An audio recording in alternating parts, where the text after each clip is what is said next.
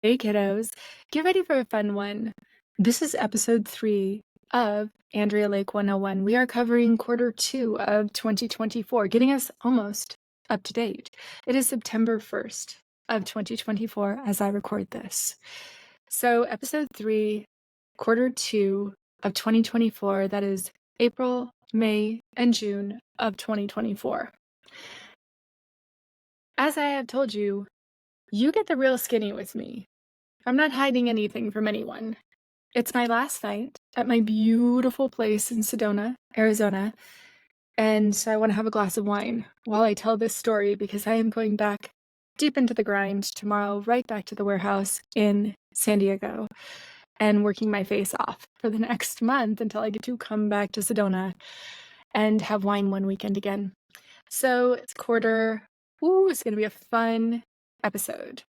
Because of some of the things that happened in quarter 2, I'm going to talk about the whole ass advantage of having a network and being a member of some of the most prestigious business groups in the world.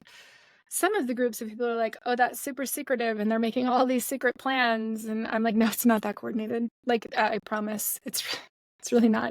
It's just a bunch of people like hanging out and having wine at a very nice place and chatting.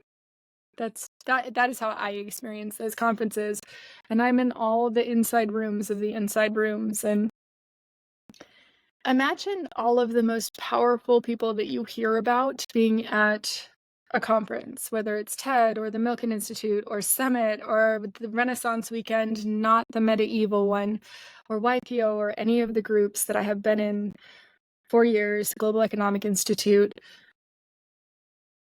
Imagine those people that you see, and then imagine trying to get 3 of them to agree on anything and the way that something gets formatted. Now imagine getting 15 of them to do that. No, that's not what happens there.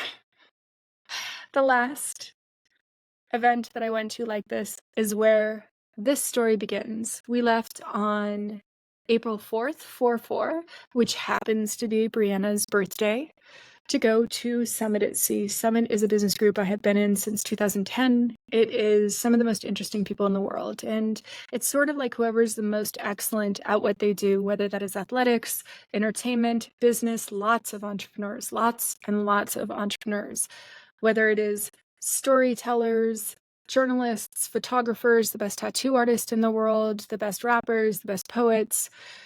It's just a fucking fun place to go. It's like Burning Man, but entrepreneurs on a boat or in a ski mountain with very cool talks and yoga and breath work and cocktails and maybe a little weed if that's your thing.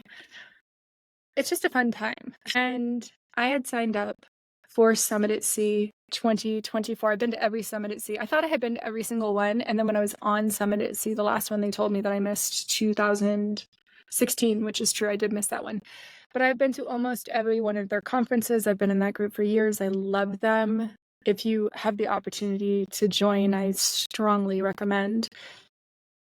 When this whole thing started, my friend and coach had me watch Undercover Billionaire. I had not heard of that show before. I don't watch much TV, and I didn't own a TV for my whole adult life. So until Netflix and all of the streaming stations came around, I just didn't watch content at all. And the premise was there are entrepreneurs, like brilliant, fucking badass entrepreneurs. They get dropped into a town where they don't know anyone, they don't have any contacts, they don't have any connections, and they have to make $1 million company in a certain amount of time. Now, they don't have to make an actual $1 million, but it's like a super short period of time. I literally can't remember how it's like 3 months or 6 months or a year. It's a really short period of runway to do that. And they do. And the first thing that they learn are all these lessons of negotiating from the bottom, something I'm going to talk about today. Creating a network around you, utilizing resources, and making money for other people. So in quarter 2, I was like, look, I'm going to take all these meetings. I'm going to help everybody that needs help along the way that I come into contact with. I'm going to help them to the extent that I can help them, because one of Deepak Chopra's 7 laws of spiritual success is make the people around you wealthy and you will have abundance. You'll be really wealthy. And I have certainly found that to be true. And it fits directly in my own core philosophy of just only do win-win-win situations. If someone's not winning in a business deal, I don't want to be part of that business deal. I learned that younger in life. I just really don't. I would squeeze printers for pricing because when Sticker Junkie started out, it was actually a contract printing place. So I would just find everybody who needed stickers and I would take these, orders for 100,000 stickers to a screen printer because digital printing didn't exist back then in 99.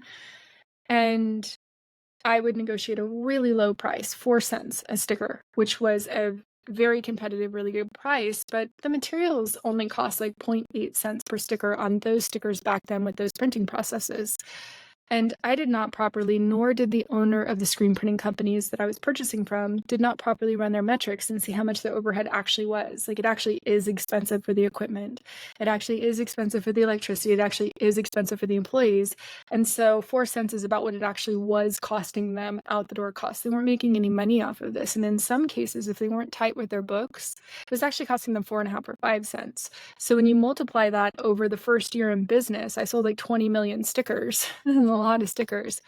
I put screen printers out of business because it was costing them 4.5 and 5 cents to do something where they should have been charging me 7 or 8 cents.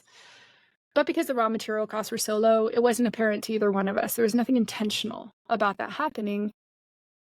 But one of the screen printers, as he was going out of business, explained this to me, and I was like, holy fucking shit. And I was in a moment in time, it was like right after, it was in the 2008-10 recession, and I didn't have a bunch of spare liquid cash. That is another story for another time. And he said, hey, can you buy this equipment for me? It's X amount of dollars. It was maybe 50 grand or something worth of equipment. And I did not have a spare $50,000 at that time. I was just recovering from reeling over some things that happened myself during that time. And I really vowed in that moment, I only will create win-win-win situations in the future. I know that sometimes it seems like these stories get lost or are in tangents, but hopefully I can loop them around into a big circle. So how does that play in with Undercover Billionaire? And also, what happened to you're going to tell us about the coolest business groups in the world? Don't worry, we'll get there. So one of the rules in Undercover Billionaire was that they couldn't reach out to any of their contacts because that would be such an unfair advantage. And I'm like, Mwahaha. It is an unfair advantage. But we didn't get those contacts out of nowhere. I spent 30 years building my network. And after the advent of social media and with the beginning specifically of Summit, that's when I really started to build an actual network. It wasn't just contacts. It wasn't just entrepreneurs that I knew that had big companies. It was people who were my friends who truly became my friend group. And I had already been in YPO, the Young Presidents Organization, which also is part of WPO, the World Presidents Organization, and EO, the Entrepreneur Organization. I'm saying them by name because if you are a young entrepreneur, these should be aspirational to you. So EO, I think you have to make like $1 million a year to qualify for the membership. But then you're hooked up with all the local entrepreneurs in your area who have companies that are making over $1 million in revenue, which is like profoundly fucking insanely valuable. Because when I go into an EO meeting and I'm like, oh, hey, I own a sticker company, all the other local entrepreneurs in whatever EO meeting I drop into, whether that's one in San Diego or if I go to one in LA or if I travel and I'm in Miami, I'll just connect with the entrepreneurs there or wherever. It's invaluable to have organizations like this at your disposal. And I joined them as soon as I could, as soon as I qualified. And it's crazy that the first one that I went into was YPO because I think the qualification was either, it was like 4 or 10 million in revenue. It was something like that in annual revenue. And because con artists try to infiltrate and very often successfully do infiltrate, because that's a story for another time. I have met a couple of legit, just actual con artists, several, in different communities along the way, because I just like look up people's backgrounds now and it's very easy to tell who is exaggerating or just straight fucking out lying. But because con artists were trying to get into YPO back when I was in YPO, they made you turn over your tax returns. Like you could block out your, EIN or socials or whatever, but they wanted you to actually prove, no, I really do have a company that's doing 10 million annual revenue. And in an organization like that, they will put all the people who are making the same amount of money into the same little subgroups. So if you have a $100 million company, you just have different problems than you do if you have a $10 million company. Like, you've already done such hard scaling that it's just a different strata of issues. And if you have a company that's, let's say doing 500 million in revenue plus, that's a whole different set of issues than someone doing 100.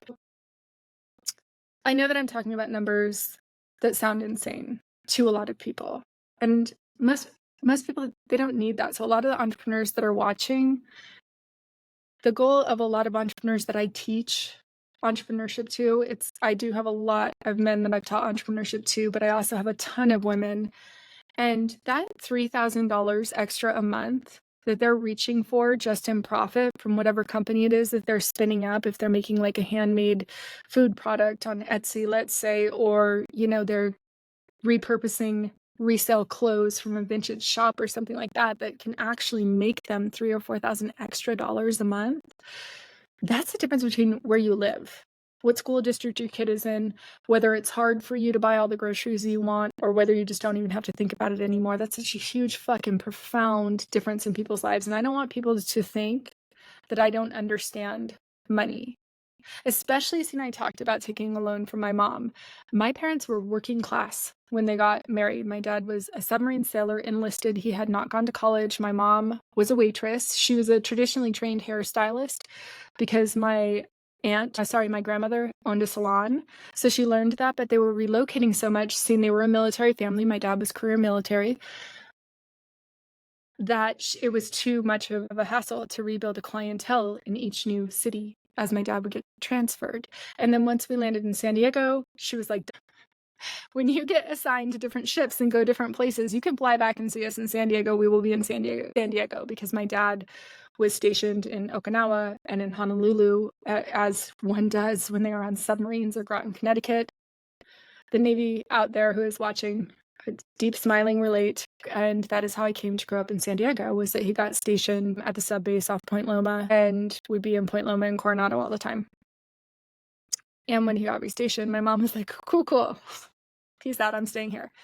And she went back to school and became a computer scientist in like 1979 or 1980 or 82, or some very early on time. She was the only woman in her class to get a master's degree in computer science. And she went to work for a computer company, and she was the only woman there that wasn't a secretary. And she always corrects me. She's like, no, because then they hired another one. So there were two of us. And I was like, cool. In a company of like 400 people, there were two of you that weren't secretaries. She was like, yes. And I was like, thank you. Let me put on my sneakers to walk over the glass that I was raised in. Goosebumps. I've asked my mom later in life, I've told you we're really close, we really are. You'll get to meet her on this podcast one day. What do you think you would have done if you were born 20 years later? Do you think you still would have had kids? Do you think that you would have gone to work in a traditional, even though it was cutting edge at the time to be a computer scientist? Or what do you think you would have done? And she's like, honestly, I think maybe I would have been an entrepreneur. And I'm like, I think so too. But anyway, I digress. So I watched my parents become successful through the course of my life. My dad kept getting promotions in the Navy and ended up becoming chief of the boat, which is the Denzel Washington position. For those of you out there, highest of the enlisted men. And my mother got her degree in computer science and worked for a company that got acquired by Northrop Grumman, and ended up working in management at Northrop Grumman. Then when my dad retired finally from the Navy, he had gotten his college degree and went back and got a master's of business. And then he could no longer hold that position on a submarine, because the highest of the enlisted men, the separating thing between officers and enlisted in the Navy, at least at that time, was who had college degrees and who didn't. So as soon as my dad got his college degree, he was immediately made an officer, which meant that he couldn't still be the highest of the enlisted men.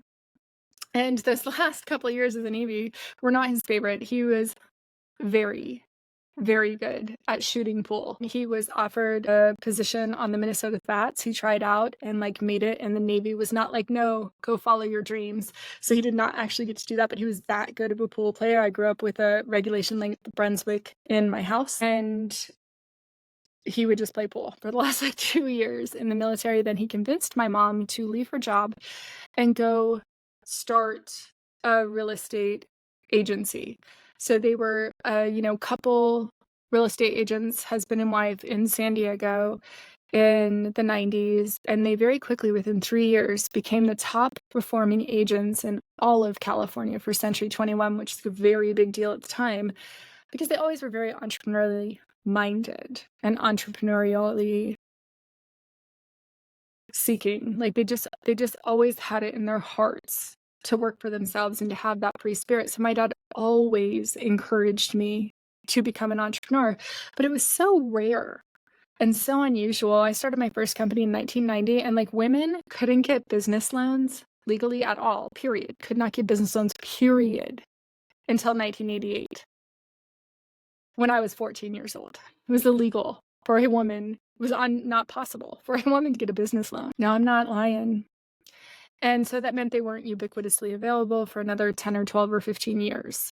Because when something is like very first available, it's not like widely available all of a sudden, suddenly. Women couldn't own their own homes.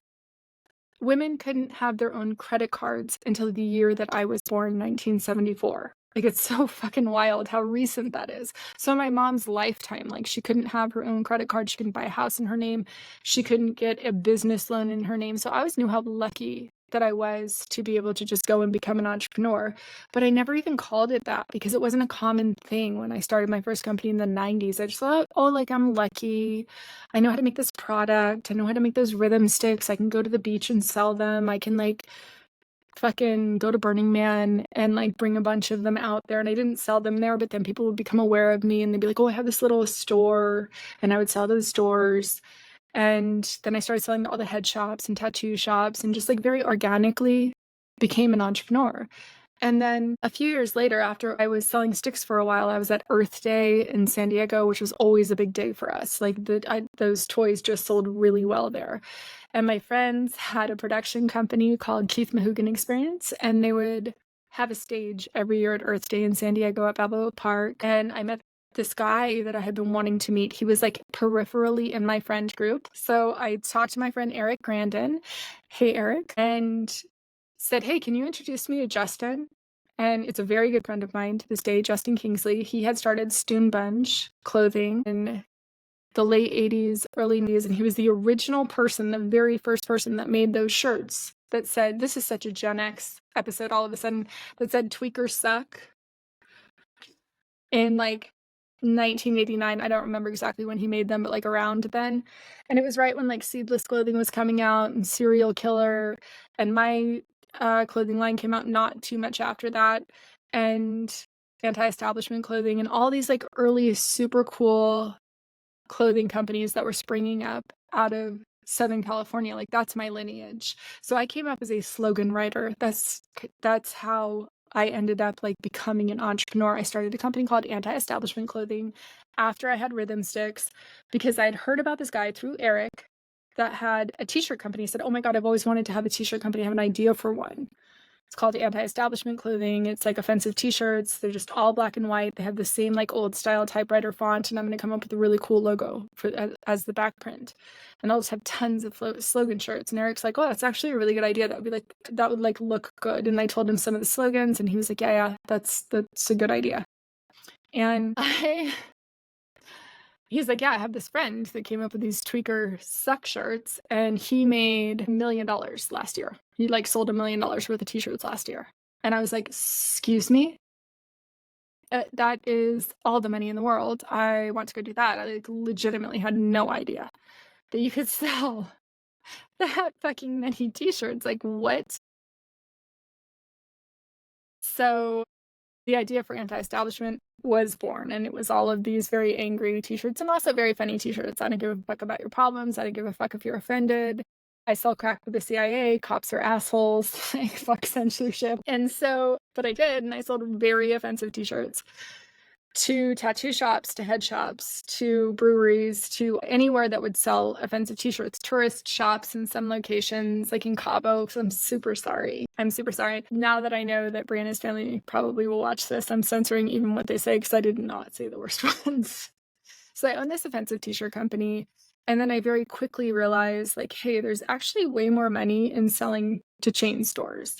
So I go to Earth Day, I'm throwing sticks, I meet Justin, who is the guy that owns Stoombenge, and he says, dude, I will totally show you how to do this. It's not rocket science. Like, you've got this. That's actually a really good idea. And you already are selling these sticks. Like, how are you doing with that? I later found out what he actually was thinking was, oh, hey, you're pretty. And spoiler alert, we did end up dating very shortly after that, not for long, for like 9 months. And we have remained very good friends to this day. It is Justin. And if you are in San Diego and you need doggy daycare, he owns Doggy Daycare in Ocean Beach, and is a wonderful human being. And once I met Justin and he told me, like, this is how you do this. This is how you start a t-shirt company. And he, like, step by step, get your blanks from here. This is the guy that I use for screen printing. He's good. This is how you can get a catalog made.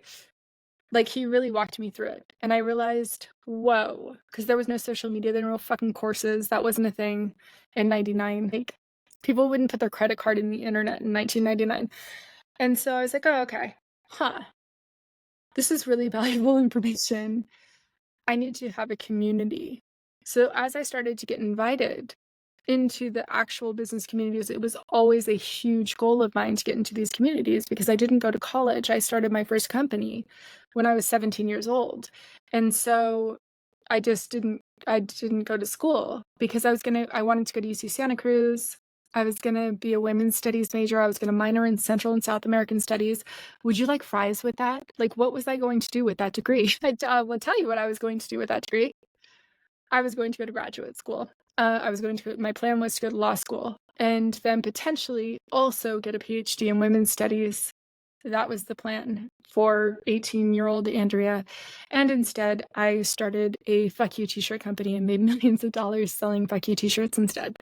So I worked out. My mentor always says that to me. He's like, you never needed to go to college. Life worked out fine for you.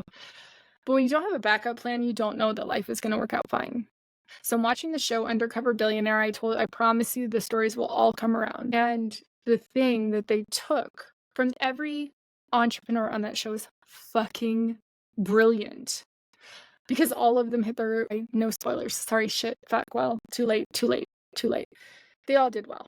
Some degree of well, some better than others, but all did well. And their most valuable asset was taken from them, which was their network. So I know that I always promised you, like, hey, all these stories are going to loop around. And it's because of how much my business was hyper accelerated when I met Justin, by him just saying, hey, this is how you do this is how you do that. So many people sell t-shirts. I don't feel any competition here because there's millions of t-shirt companies. Like, I'll just tell you how to do it. Your t-shirts are really different from mine.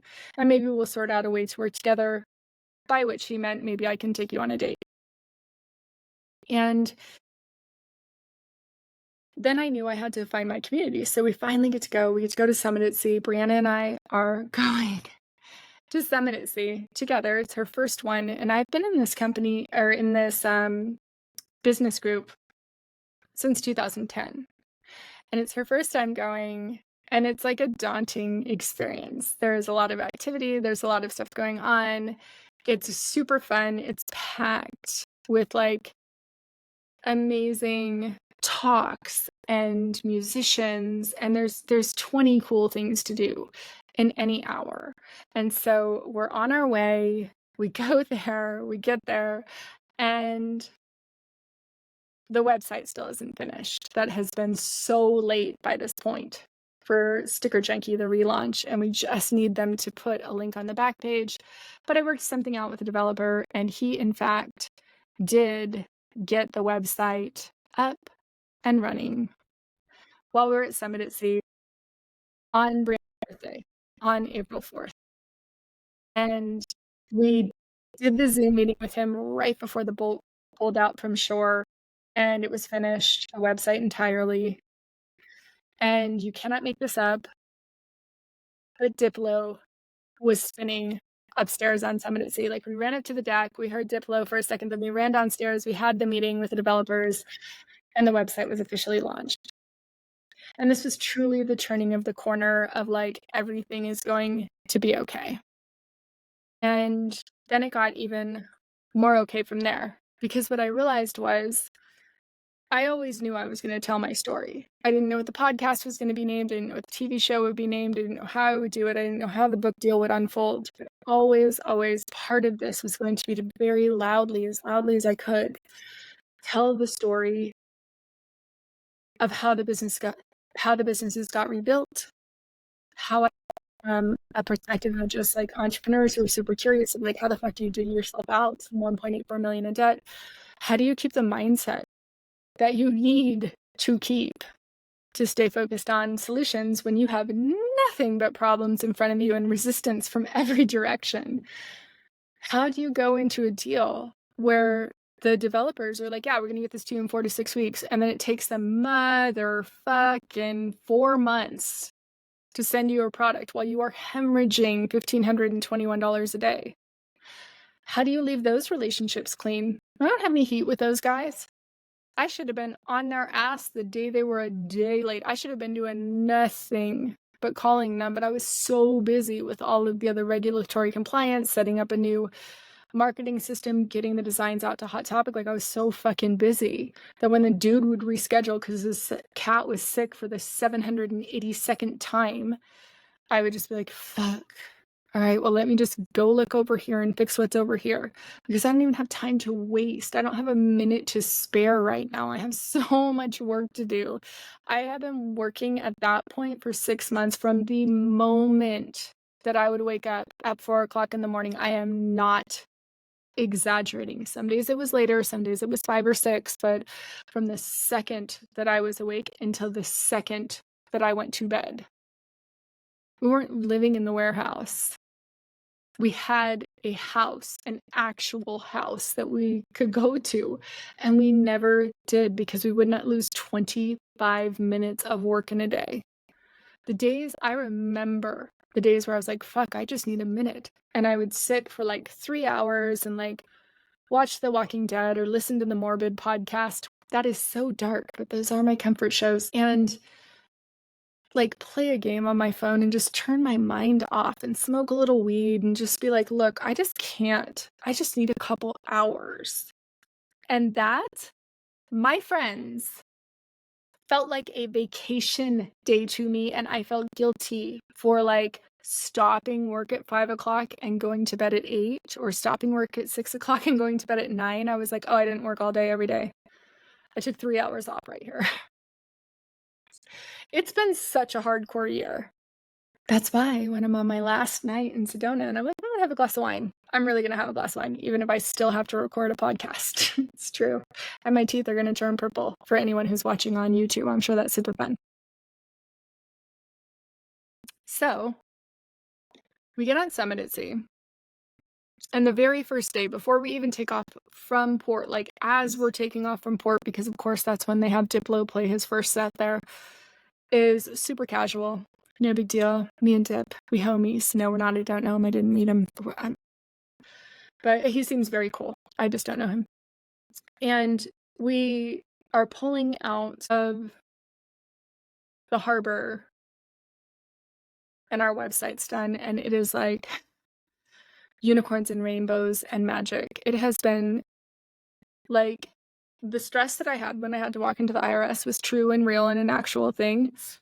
But the stress of continuing to lose money, while I could tell that like people were being less than forthcoming with how long things should take, were taking, coming up with excuses, not finishing a project. I have coders now, and they looked at what was done and it was almost nothing. They were supposed to design the whole website. They didn't redesign the website. They didn't design one single element. They didn't do 60, 70, 80% of what was on the scope of work was not done. But we internally, me and Brianna, did not know how to code the last 20%. It was horrifying. It was so painful. So finally, that gets done. And the developer that I really did call and just say, hey, I'll give you $500 if you can do it. He's like, I think I can do it before the weekend, or whatever he said, 3 or 4 days. And he did do it in those 3 or 4 days. And like, thank God. And he's amazing. Amazing. Thank you. I don't have permission to say his name, or I would say his name. And I knew again that we had turned another corner. I was like, okay, well, we're gonna get there because now we have this functioning website and we can send this out to all of our clients, and like this is gonna work out well for us. And then I remembered that the most important thing that was taken away from the people at Undercover Billionaire was their network. And I all of a sudden was on a boat for the next 4 days with some of the most powerful people in the world. I want to tell you funny stories, but I do not have permission for most of these people to say that they were there. So we'll skip ahead to the ones that I can. I start very transparently telling my story just one-on-one, just face-to-face, just in real time with some of my homies and some new people. And I'm like, oh yeah, I'm shooting this series and I'm rebuilding all 14 of my companies. It's a fucking compelling story. I'm doing it like, and thank you for the frames of reference, Taylor. I'm doing it Eras tour style. Like I'm literally rebuilding companies from when I was 23 years old. And I'm filming all of it and I'm going to release it on the podcast. And that podcast is going to end up turning into a television show. And I'm going to negotiate a book deal. And I'm just telling everybody I can, like, this is what I'm doing, despite the fact that I still can't fucking afford to get cameras because I don't have money to hire people to come in and film everything that we're doing at the office.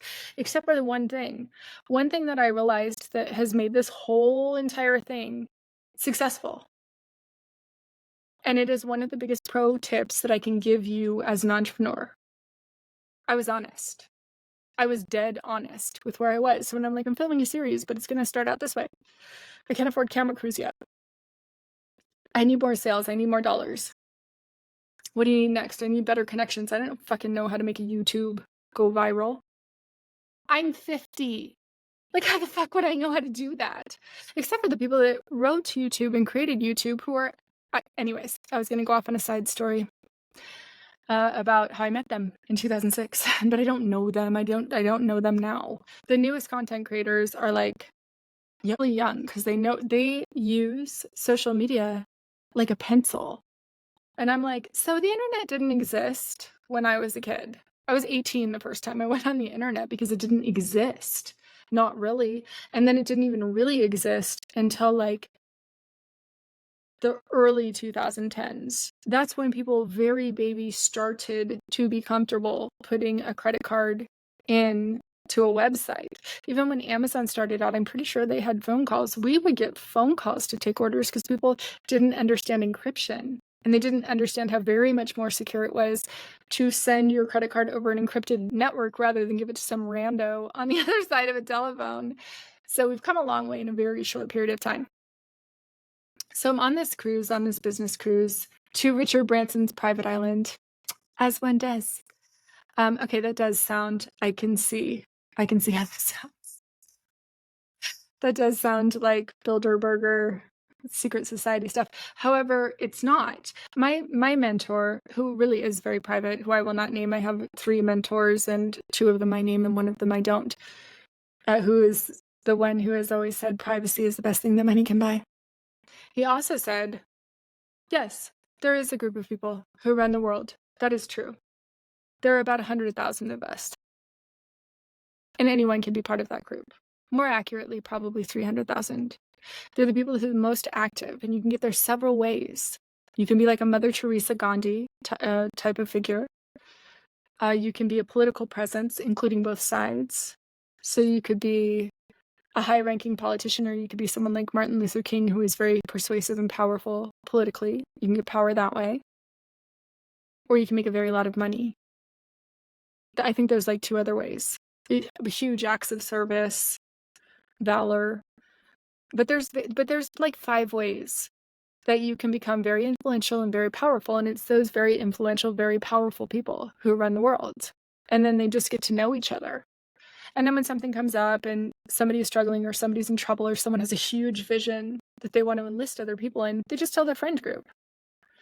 And it's not secretive. And it's not even badly intended, even when there are negative consequences, generally speaking, it's not badly intended from any side, regardless of what anybody thinks. They're just people who all agree with each other on a thing. And so they figure out a way to push their agenda forward.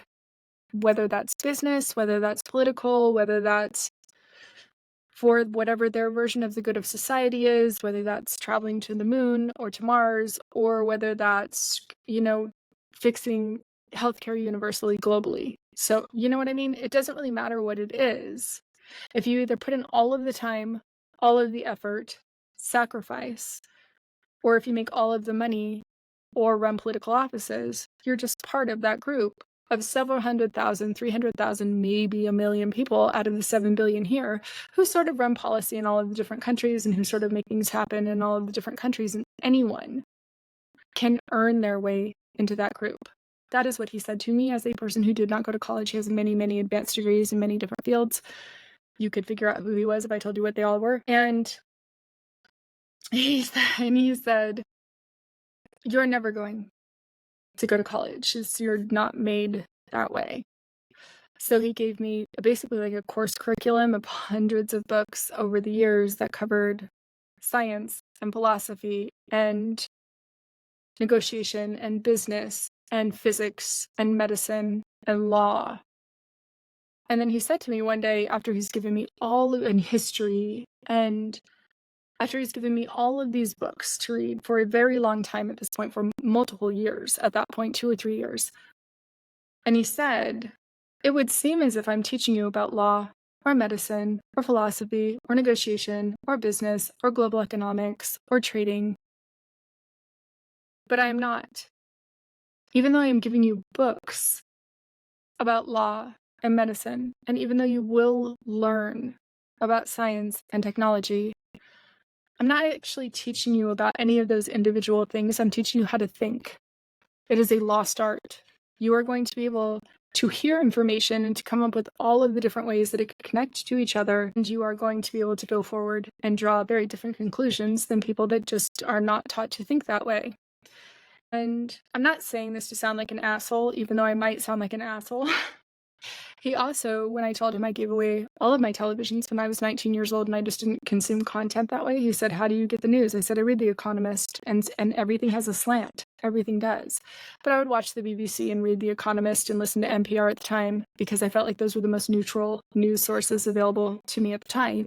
And then as the internet became really polarized, I tried to stay off of social media as much as I could, and I would only read source material. So if somebody tells me this is what is happening because of this law, I will literally go read what the law is. Or if someone says this is happening because such and such happened here, but it is a lawsuit, I will go read all of the pleadings and the filings and see what happened there. Or if they say this is what happened in this scientific study, I will go read the scientific white paper to actually just decipher what it says. Or this is what's happening with taxes, I'll go read the tax code and the tax law because that's all public information. I sound like such a nerd, but it's true, because I don't want a commentator reading it and then giving me their very, very opinionated version of what anything says. So I always just read the source material of things so that I know what they actually mean.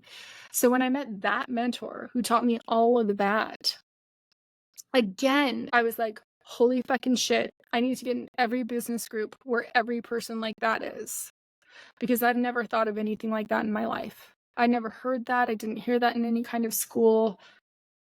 I didn't know I wouldn't have known any of that any other way because I didn't go to some prestigious college. And so the business groups became probably more important to me maybe than most people, because I was like, I didn't like go to Wharton or Stanford or Yale or some big school, or just didn't. So a lot of the people that went through those schools, and I've seen it through all the business groups that I'm in, they do hand each other business all day long. Why wouldn't they? They're a Wharton alum. And so they just, if they have an idea, they reach out to their alumni network, of course. But I was like, fuck, how the fuck do I build that if I didn't go to one of those schools? I can't go backwards and be 18 and make different life choices. So I joined all of those fabulous groups. And unlike the contestants on Undercover Billionaire, I was like, I can use my network.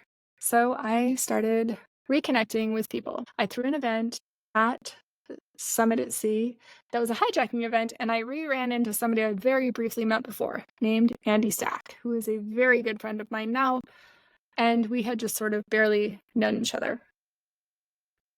And this is the weight update. I got down to 170 pounds on 5'10". That's great weight on me. I still have about like 20 pounds more to lose right there. And Brianna is living her best life on the beach in the Bahamas, which is on one of Richard Branson's several private islands. And When I met Andy, I just very transparently told him the whole story. So who the fuck is Andy Stack? Nobody's heard of him in the same way that nobody's heard of me, but that is not true. A very lot of people have heard of him in a very small community. Content creator communities know who Andy Stack is. And if they don't, they should. He's the reason that you have a job. One of them. Actually, very much one of the segments of, now I'm just always off in the weeds. So we're in this together because I'm drinking wine. So you're going to get the whole fucking story. One of the segments that I want to do in Power Chick Mafia Entertainment is just cool stories of how shit happened. And I'm like, I am dying to do the story of how content creators happened. How dudes like Andy Stack, who was at YouTube from 2010 to 2016 and is the person who led the team to say, hey, let's monetize content on YouTube for the creators and give them incentivizations to create content. Like, that seems so like, of course they did that. Well, it wasn't, of course they did that. The story I almost went on a tangent on in 2006 when I met the guys from YouTube is that I was at the Global Economic Institute. I was at the Milken Institute. They were having, which a lot of people are like, oh, this is a secret society. I'm like, it's not. It's not. But you do have to get invited into the room, and you do have to have done things to get invited into the room. Because they're not just going to have a bunch of slackers in there, because there's people talking about what's next that's coming fast. So I went in 2000s. So like last year, it was about AI and how, etc. So when I was invited, it was about media convergence. And there were all these network CEOs and all of these people who had all of the content. So NBC, CBS, ABC, and then the early day internet. Like I met Terry Semmel. I sat next to him in some thing, and he was the CEO of Yahoo, and the CEO of AOL was there, and the CEO of all of these early day internet companies were there. And the guys from YouTube also were there. And I was 32 and had just been on The Apprentice. And I am 5'10". And I was a redhead, and I looked smoking fucking hot.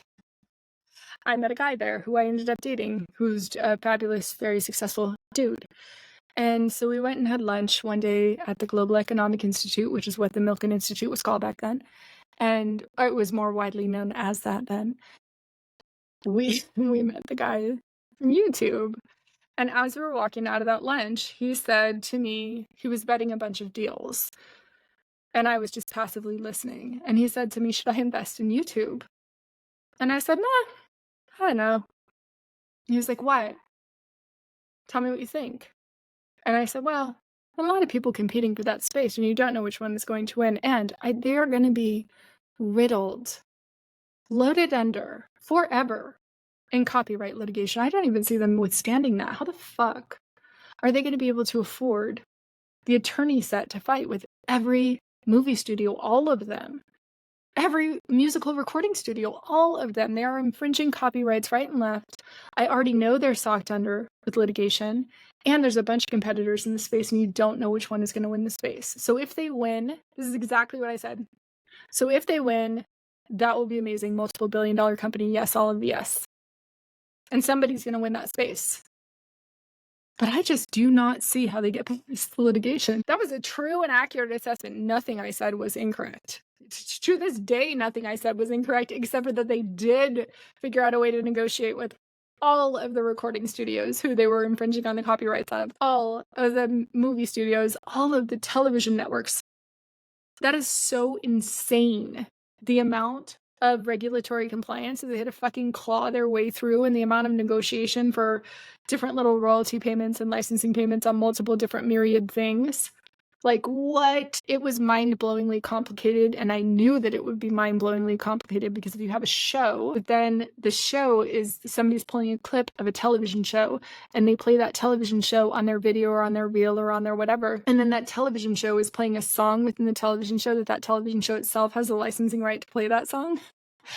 The layers of litigation in just that one video are deep and wide and expensive. And as a woman whose most of my background was in licensing, because remember, I owned the sales rights on Minecraft, I also owned the licensing rights on High Times Magazine, I owned the licensing rights on a lot of different properties over the years, and I owned the sales distribution rights, which is a separate subcategory.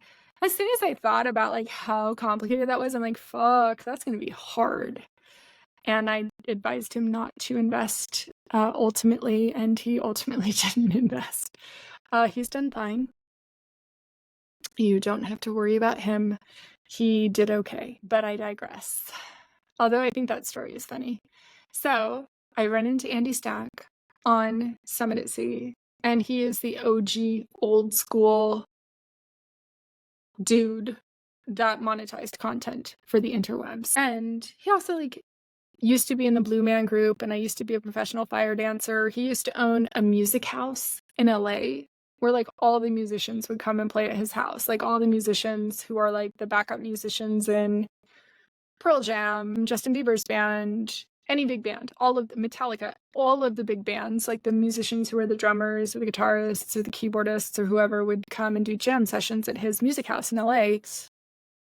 At the same time that I started the Winston House, which is a huge music house in LA, and like we did not know each other. Not really. We had like run across each other at some fucking dinner in San Francisco years ago, but we didn't like know each other. So when I was going to Summit at Sea, I said, I'm going to host a private event because whenever you're in a big group like that, whatever big business group that you're in that has a couple thousand members that are in an event, always throw your own private side event that has like 100 or 200 people that you just invite to come do something fun. And out of the 200 people or 100 people that you invite, 30 or 40 or 50 or 70 of them will come to your dinner or whatever, what have you. So I did that. I always do that because it's how I connect with all the people that I want to meet. And now I call it something super kitschy. I call it OGs plus newbies. So every OG person that I know for years and years in any of these business groups can bring one new person. So it has to be the coolest, most interesting new person that you've met so far. And then I always invite like 3 or 4 or 5 people that I don't know, because then I set them up in these little games that I created called hijacks. The hijack is just basically like a no bullshit conversation. You're not talking about the weather. You're not talking about surface stuff. You're going to dive deep. You're going to be like, what's the most important to you right now? What's one thing that if you did it, it literally would change your life? What's holding you back from doing that? Are you reaching the levels of success that you want in your life, whether that is in your marriage or your family or your work or your physical health? And if not, like what would actually really move the needle for you? Because everybody can relate to falling short on their goals. And it just immediately creates more levels of friendship. And then I send these hijacks off to go do some sort of fun activity together to sort of bond their new friendship, whether that's like if they're going to go watch Diplo play that night or go catch the sunset or have a cocktail or go hit the dance floor or whatever they're doing. And a lot of really cool new friendships have been formed. So when I held the event this time at this last Summit at Sea, Andy was one of the people that I invited to come be my personal hijack. And he had remembered me from whenever our paths crossed, the same way that I remembered him when I was just scrolling through the attendees and inviting people to this hijack dinner. And I told him everything that happened in my business. And not everything, I mean, the abridged version, but like the 30-minute over dinner version, which was compelling. And he was like, whoa. I said, can you still make someone go viral on YouTube? He's like, I don't know. It's been a minute. Probably. He said it in a more confident way than that. Sorry, Andy. And he sort of shelved that conversation. We didn't know each other that well. But he was like, just put it out. Just be you and tell your story. And then tell me tell me more details of what you're interested in doing next. And then I said, cool. Tell me what projects you're working on. Because remember, my goal is just to help everybody with everything they're working on. And so as I'm meeting all these different people, Summit at Sea, 3 or 4, I had just had permission to talk about Andy, but there's 3 or 4 other people that I do this with who have really big next goals for what they're working on. So I just start taking calls with all of them. But Andy was the one that stuck through, where we have a weekly standing call every week, even still since then. This is 6 months ago. And we get together once a week. We talk to each other on the phone and we keep up with each other's goals. And if deals come across our plate, we sort of share our networks with each other, and we both really just respect each other a lot. So then after we knew each other for a little bit longer and we're jumping on the phone through all of this, I say again, do you think you can get me to 2 million followers in a year on YouTube? That's the goal. And he was like, yeah.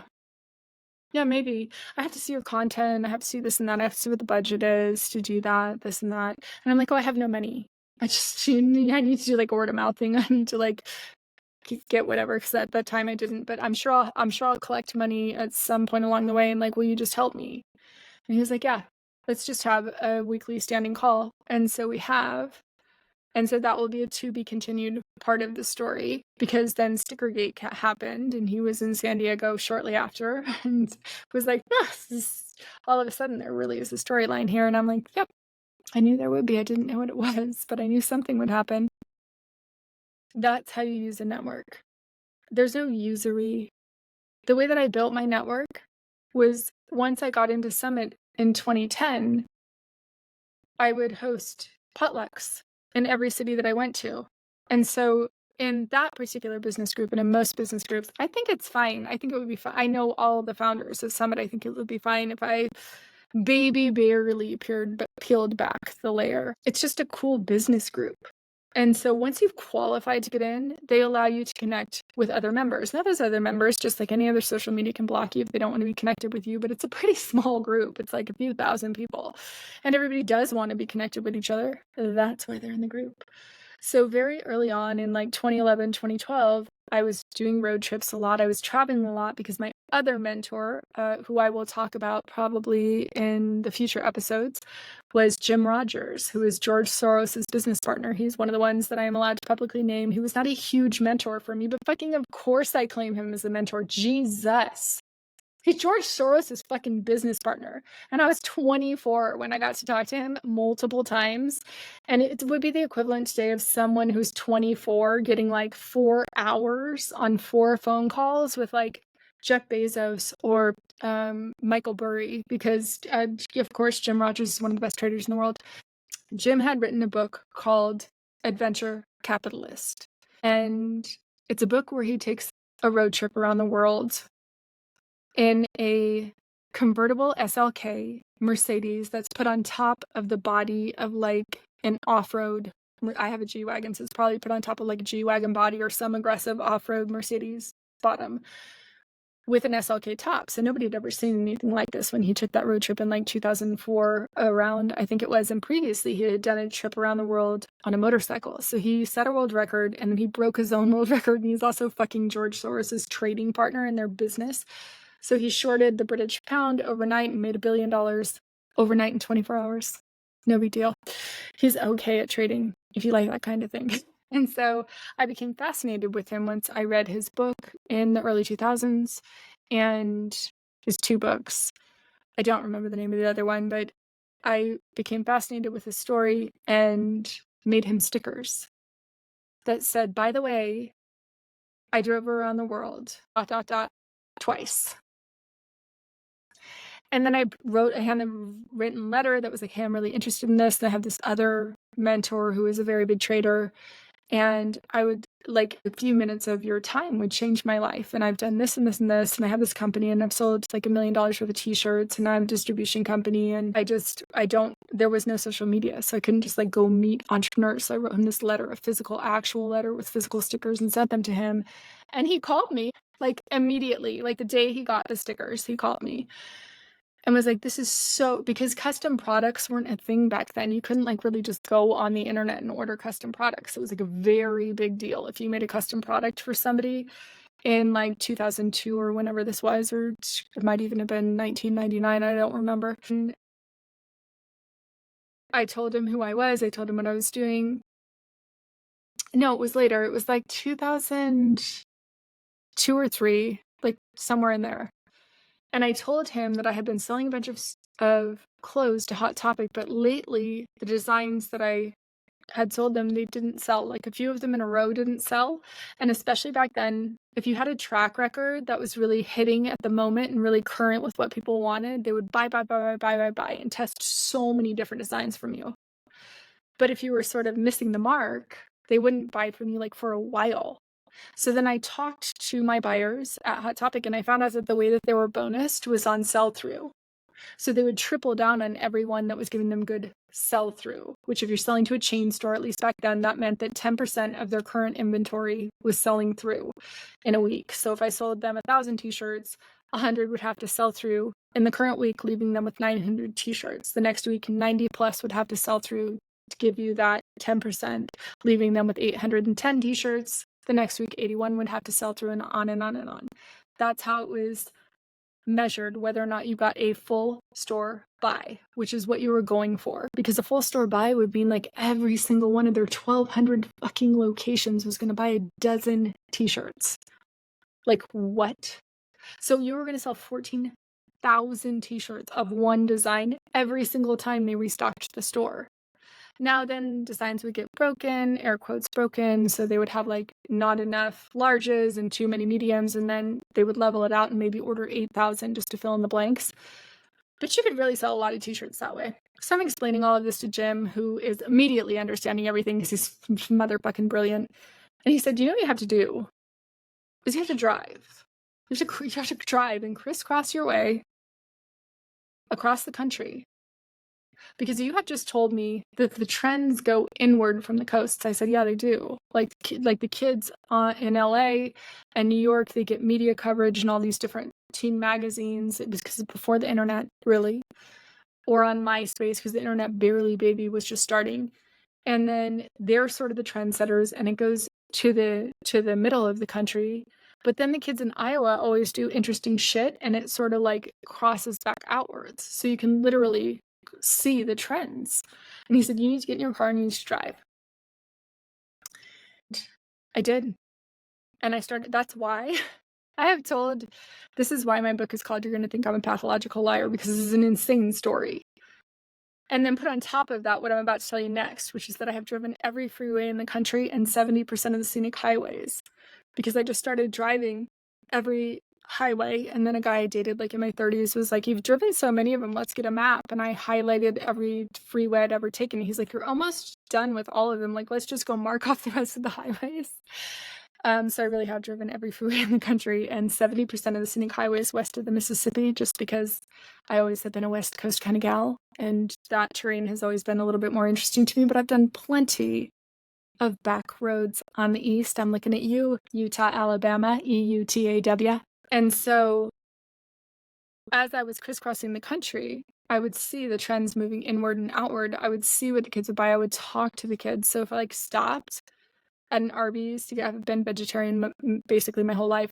So as I would stop at an Arby's and get like one of their sandwiches they used to have on wheat bread with like just the Swiss cheese and more fresher ingredients for fast food. And then I would get this turkey and have it on the side for one of my dogs, because I always took my dogs with me on the road trips. I would like literally talk to the kids at Arby's and ask them like, what music do you like? What da-da-da-da-da? And then I would show them different designs and be like, do you think that this is funny?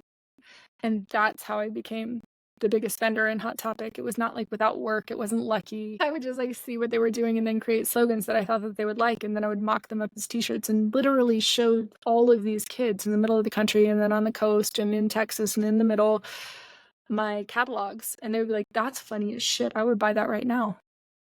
So anyway, I digress. Having early experiences with some of these guys who were some of the most successful people in the world, I was just like, I need to get integrated into these communities, and that's going to make me set for life. Then I go on Summit at Sea and I reconnect with Andy, and he's like, yes, I will help you. So Andy will show up here and there in the experience, because I want this to be like a very meta transparent experience where if something really works, I show you how it worked, why it worked, what happened because it worked, because in real time, you'll follow the journey and get to see that we either succeed or fail. And you might end up becoming part of the journey, because my best friend, Brianna Tesoro, the way that I met her is she bought a course from me when my business partner who started Tap Out, Dan Caldwell, and I and Griff from Combat Flip Flops and Daniel Damasa from Diepic taught this course on how to start a t-shirt company. Brianna took it with her t-shirt company, and that's how we met. Because every single thing, much like me with my mentors, every single thing they ever told me to do, I went and did. Jim Rogers said, go get in your car, drive across the country, see what's selling, come up with stuff that they would buy, sell that to the stores, and then you'll sell a lot of product. Well, do you know what, Jim? You were right. Jim Rogers would fucking not remember me. Like even a little bit. He'd probably remember those stickers, to be honest. He wouldn't remember me. But then at the end of the call, I kept saying, like, can we book another call? Can we book another call? Can we book another call? Obviously. And I followed up and be like, thank you for your time. I just have a couple more questions. And then at some point, just the relationship atrophied and we didn't talk anymore. We never met in person. But do I still call him my mentor? Fuck yes. As well I should. And if you are 24 years old and you are lucky enough to talk to Michael Burry or Jeff Bezos or whatever, Sarah Blakely or any of the big entrepreneurs, and you get to talk to them 4 times, call them your mentor forever because you learned shit from them, but then just be honest about what the mentorship was like. So I did digress, but the big thing that got me through was transparency. As I have been negotiating all these deals, as I was setting stuff up with Andy Stack, as he was just like, well, what can you afford? And I'm like, I can't afford fucking shit. I don't have any dollars right now, but at some point the dollars are going to flip and we'll work something out. And everyone that's with me right now, they're getting paid on the back end. I'll negotiate a deal with anyone where you get something with the later money that comes in, because I don't need all the later money that comes in, but I don't have any of the right now money.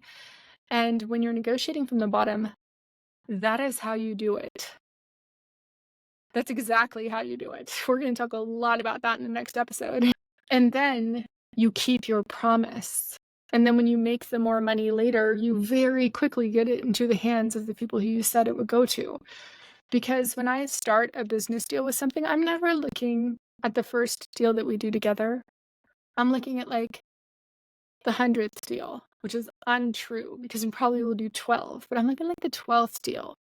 I'm looking at like, we're going to do business together for a long time because we like working together, and we're going to establish trust with each other for work ethic and for follow through and for all the things that you establish trust with in business.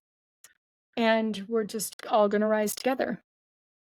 So I knew that I would be collecting people on this Summit at Sea adventure to do that. And I did.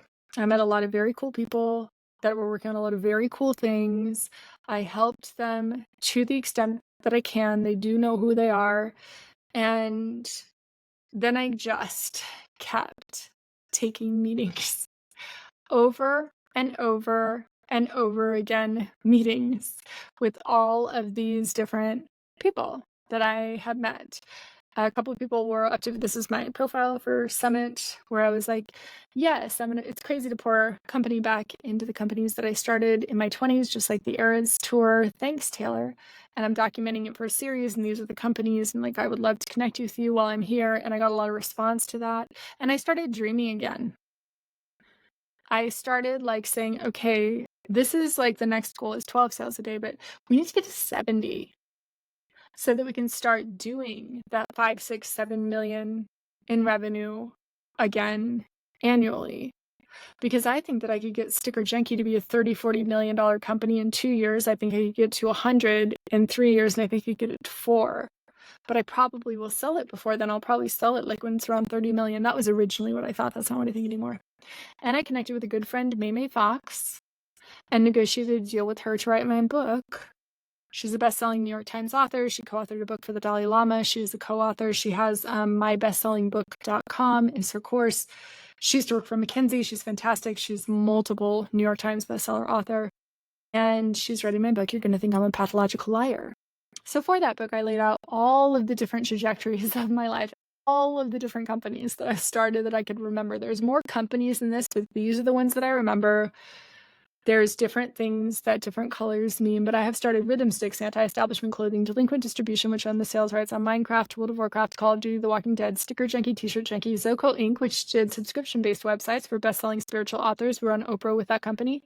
Luxury wedding packages, that is a whole fucking story in its own. Yoga Junkie, Sticker Card, Teacher, The Winston House, Mentor Mojo, which was a sad story. One of my C team members got murdered. That's why that company doesn't exist. Sedona Magic, which I'll tell you about in another episode. Power Chick Mafia, and then all the business groups, and then the finances and where they were in different years, and when they were super good, when they were tight, and then the different business groups I got in. But then I made a note to May that it was insane to me that from 1992 to 2004, everything that I built, I did without a network. Like, I'm not joking. The first network I got into was YPO, and that was not at that time. I'm sure it's better now. That was not the network for me then. I did not have camaraderie. I didn't meet like true friends. I was the only woman in my entire YPO group. It was a weird dynamic. The women like wanted me to go hang out with the wives, and I was like, no, I'm in a business thing. Like, I'm good. I don't want to talk about childcare. I don't have children. Like, I'm going to go hang out with the entrepreneurs because that's why I'm here. Like, it was a weird dynamic. It was a long time ago, and things were very different back then. So I didn't really have any kind of network until 2010. And then I went to everything I got invited to, which was all of the things. And then I had a network. So at this phase, I'm like, okay, cool. I'm going to tap into my network. I'm going to start asking people for stuff. I'm going to start asking for contract printing. I'm going to start reconnecting with people. But the crazy thing was, I know a very lot of people because when I joined those networks, and I did start hosting potlucks in that's why I started talking about Jim Rogers. I did start hosting potlucks in all these cities that I would go to because I was always on a road trip. So if I was like driving through Chicago, I got connected with this guy, Emerson Sparks, who started MuggleNet when he was 12 and became one of my best friends. And Kevin Conroy Smith, who we jokingly call like the mayor of Chicago. And all of these people who were incredibly well connected in the city of Chicago. And then I reach out and say, hey, we should have a big dinner at some restaurant or at somebody's house. We should have a potluck and we should get a big thing together. And we should invite all the local entrepreneurs because everyone should know each other within this community. But that made me know a lot of people. And I did the same thing in San Francisco. I did that multiple times in New York. I did that in all of the cities that I would go to. And when I didn't know anybody in those cities, which was most of the time, I would just look up who the wealthiest people that were in Summit or whatever business group I was tapping into were. And I would call them and I would say, honestly, hey, I can't use the name because I don't have permission to use this person's name, but I contacted one of the wealthiest people in San Francisco when I was there, and I did not know him. I didn't even have an introduction to him. And I just sent a message on Facebook. I think it was before they blocked people who like didn't know you for messaging them, or maybe we were like friends on Facebook, but we didn't know each other. I think that's way more likely. And I was like, hey, you super wealthy person, you probably have a fucking baller ass mansion, and I want to host a potluck. And it seems like I had heard he had one of those houses that like had a name because it was so nice. I heard that you have this really nice space. Can we host a potluck there? And he's like, sure. That sounds amazing. And everywhere I went, there was someone like that was like, sure, you could host a potluck here. And I'm like, cool. Well, you live here and you're rich as fuck and you're super well connected. So you invite all of your people and then I'll invite all my people and we'll have this potluck and everybody's people will meet each other. And that's how I built my network. It wasn't just that I went to that event and like spent 3 days there and whatever. I started to really cultivate my favorite people from all of these different events. Then I started hosting my own event annually called Sedona Magic, where I would invite my favorite people from TED and Summit and the World Economic Forum, the Global Economic Institute, and all these different Renaissance, all these different places to come to my house in Sedona and just like have the most amazing weekend of their lives. I would fly in my friends like Haru Kishi, some master chef, to cook and then have super fun stuff. Like the guys from Tactivate came out, thank you, Jesse, and did like all these active duty special forces guys taught these that's how I met Griff from Combat Flip Flops, taught these entrepreneurs how to do all these like escape and invasion hostage rescue things. Like it was amazing. And I would charge everybody exactly how much it costs me to throw it, which is like $850. So if you're a scrappy young entrepreneur and you're building your network, just give. Set stuff up for people, make people feel welcomed, and form genuine fucking friendships. And so that way when you're asking for something, you actually really know those people and you're like, wow, I really need all your business for stickers. And they're like, why are we not already buying this from you? I'm like, I know, it's weird, we're friends, you should be. So anyway, this has become less about Q and more about just like entrepreneurial life advice. However, in Q3, the most important thing that happened to me was that I went to Summit. I started re-engaging and reconnecting with my community. That is how I formed a community to engage with and reconnect with in the first place. And honest to God, Q2, sorry, it's episode 3, quarter 2, April, May, June of 2024.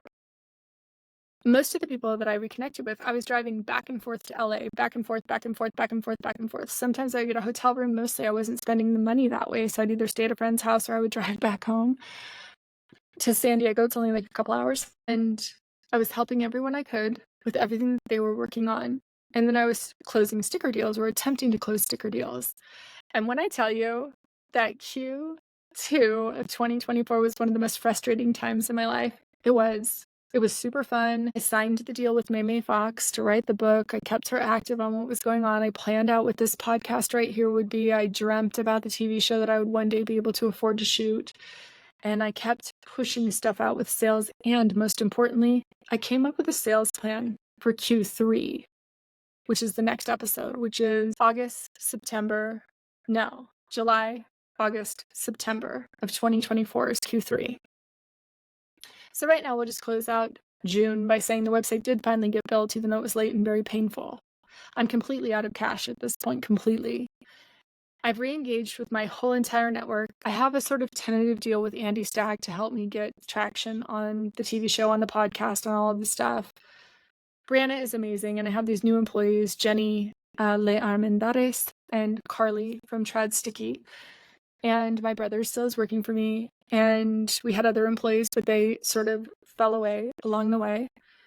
And so it's just us pushing and hustling and presenting to Hot Topic. And it's fun. It's super fun. Things have become fun again.